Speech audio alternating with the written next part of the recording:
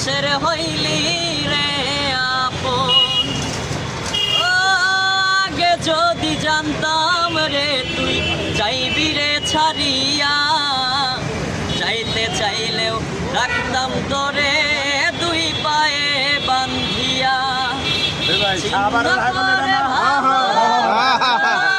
খুঁজে নিলি এর দিশা, আইলো তোর নিষ্ঠুর আচরণ, আমায় কইরা গেলি পর তুই বাঁধলি নতুন ঘর, পর মানুষের হইলি রে আপন। মিজান ভাই এই কিন্তু এটা খাবার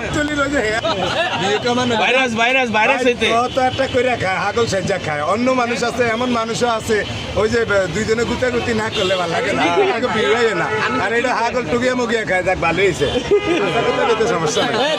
গান শোনাও সেম